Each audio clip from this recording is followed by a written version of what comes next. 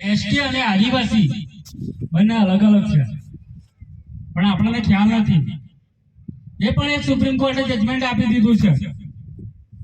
Doctor સૂરજમુનિ ટેરાકોજુર બનામ અન્ય બનામ દુર્ગાચરણ હાંસદા 14 ફેબ્રુઆરી 2001 આદિવાસી અને ST બંને અલગ અલગ છે. સુપ્રીમ કોર્ટે કહી દીધું. અને જો આદિવાસી બનવું હોય તો અનુચ્છેદ 3 ક મુજબ આપણે રૂઢિ પ્રથા ચલાવીશું, ત્યારે આપણે આદિવાસી સાબિત થઈશું. એ આ જજમેન્ટની અંદર સાફ સાફ ડિફાઇન કરેલું છે. આ જજમેન્ટની અંદર સાફ સાફ ઉલ્લેખ કરેલો છે. એ જ રીતે બીજું એક જજમેન્ટ આવેલું છે દિલ્હી હાઈકોર્ટનું. દિલ્હી હાઈકોર્ટનું જજમેન્ટ છે. પ્રેમ માડી બનામ અન્ય બનામ ભારત સંઘ 16 સપ્ટેમ્બર 2015. આદિવાસી અને એસટી બંને અલગ અલગ છે. અનુચ્છેદ 342 અને અનુચ્છેદ 366 ખંડ 25 ની અંદર આદિવાસી શબ્દ નથી. અનુચ્છેદ 342 અને અનુચ્છેદ 366 ખંડ 25 ની અંદર આદિવાસી શબ્દ નથી આપેલો. આદિવાસી અને એસટી બંને અલગ અલગ છે. તો અહીંથી મારી વાત પૂરી કરું છું. જોહાર, જય આદિવાસી, જય સંવિધાન, જય ભીલ પ્રદેશ. જોહાર. ભૂપેન્દ્રભાઈએ જોરદાર વાત કરી આપણા સંવિધાનિક હક અને અધિકારો વિશે. હવે આપણી વચ્ચે જોરાવરસિંહ પારકી સાહેબને હું વિનંતી કરું કે જરા આવો અને આપણા સમાજ વિશે જણાવો.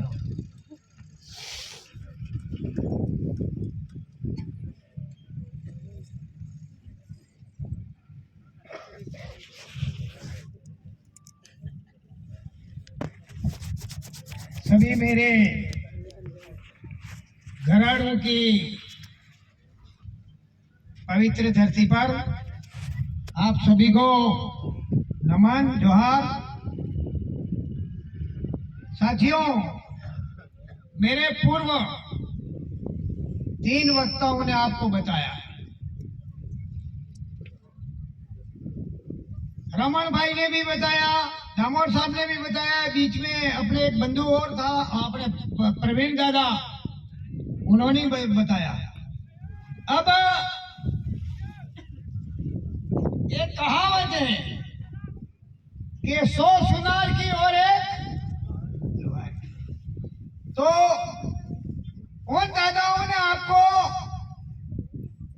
बारीकी से, धीरे से, शांतिपूर्वक बताया, और मैं आपको एक गोली ऐसी दे रहा हूं जो हमारे समाज के लिए हमेशा काम में आएगी।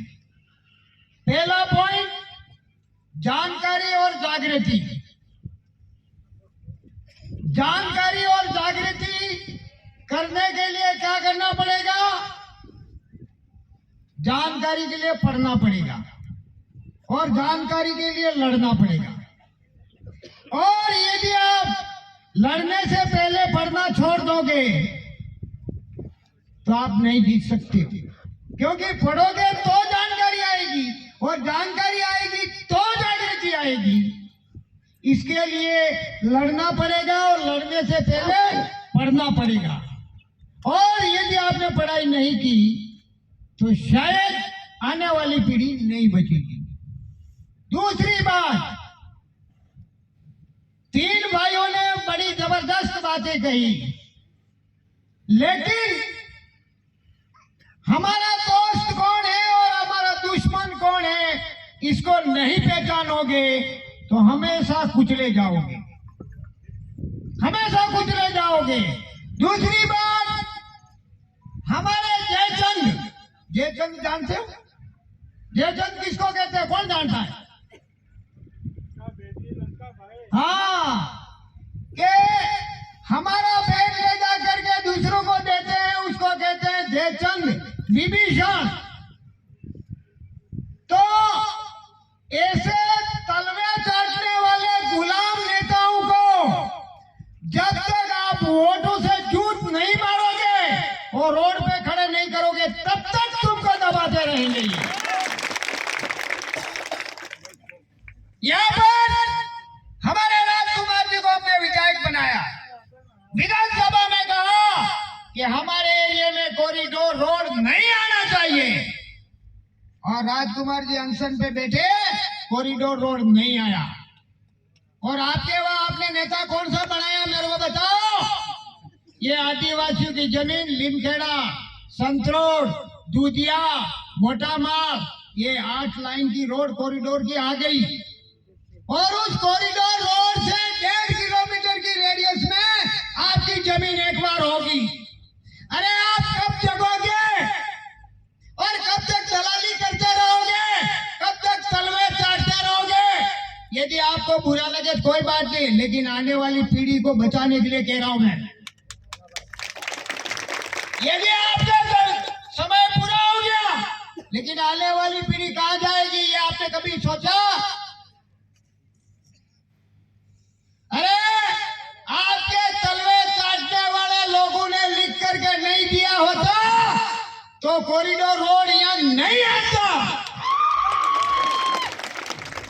आपके सरदार वल्लभ भाई पटेल के वो क्या बना, आपने एटीए क्यों बना, वो आगे विधायक ने और आगे सांसद ने लिख के नहीं दिया होता तो नहीं बनता, और 56 गांव के लोग नहीं भटकते।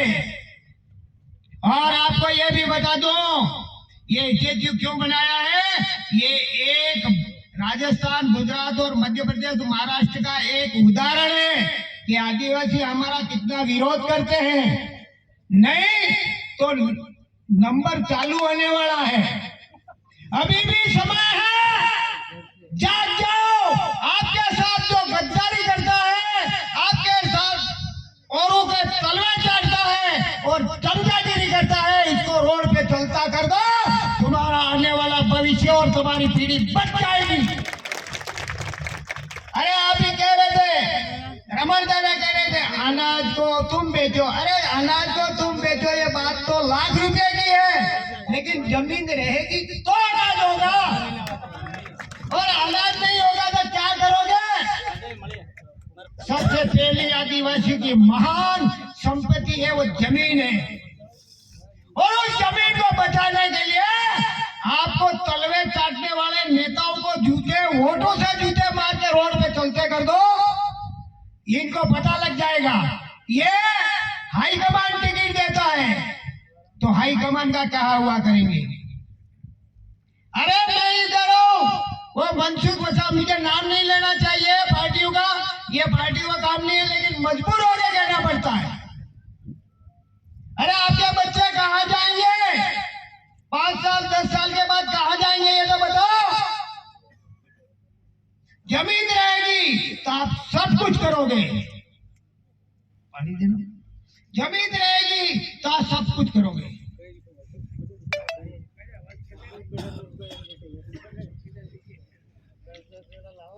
इसीलिए आपके ऊपर 5 प्रकार के षड्यंत्र हो रहे हैं, आप नोट कर लेना। पहली, शिक्षा को निजीकरण कर दिया। आपके बच्चों को प्राइवेट स्कूलों में पढ़ने के लिए भेजोगे तो लूटना और कुटना दोनों होगा, और सरकारी स्कूलें धीरे धीरे खत्म की जा रही है। शिक्षण पर यह बहुत बड़ा षड्यंत्र है। दूसरा, आपकी जमीन पर कॉरिडोर रोड लाए। अभी मैंने सुना है कि आपके जालौद में हवाई पट्टी बन रही है, शायद एयरपोर्ट, तो आपके बच्चों का भविष्य क्या होगा? इले दूसरा।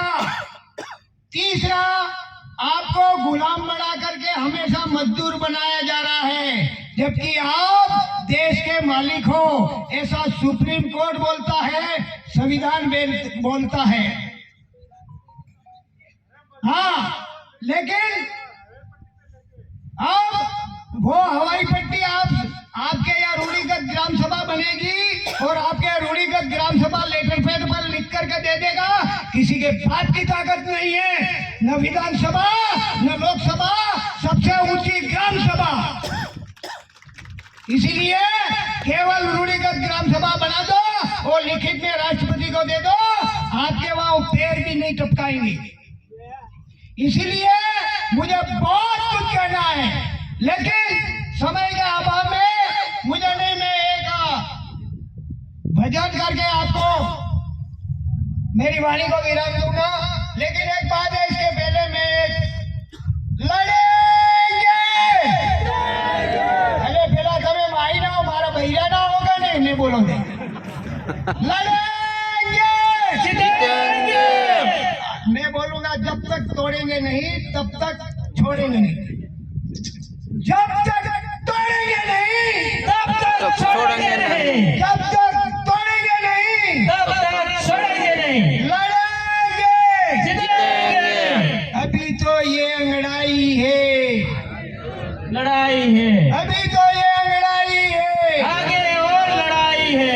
मेरा एक बार और निवेदन है, दोस्त और दुश्मन को पहचानना और तलवार काटने वाले लोगों को आप एक पुटली दारू में या सेव मिंदरी भजिए में मत दिख जाना, नहीं तो आने वाली पीढ़ी खत्म हो जाएगी, आपकी जमीन चली जाएगी, आपकी संपत्ति चली जाएगी, आपकी संस्कृति चली जाएगी, आपकी शिक्षा चली जाएगी, तो आपकी पीढ़ी भटक जाएगी।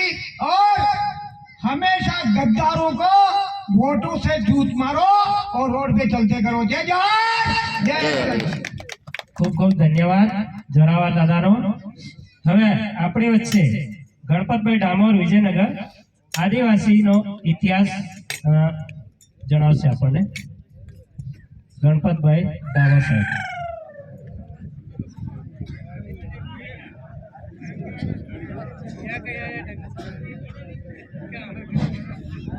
वॉलेंटियर का ध्यान रखें, वॉलेंटियर साथी व्यवस्था बनाए रखें, चाहे कहीं पर भी हो वॉलेंटियर। साथियों जोहार। आज आदिवासी महाचिंतन में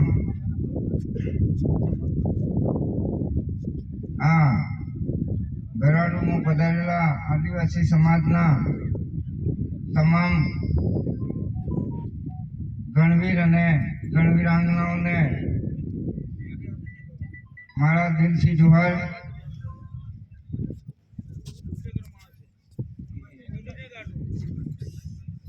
આજે જાલોદ તાલુકામાં જે મહાચિંતનનું આયોજન થયું છે, એક ખૂબ સરાહનીય બાબત છે। આદિવાસી પરિવારને જગાડવાનું કામ જે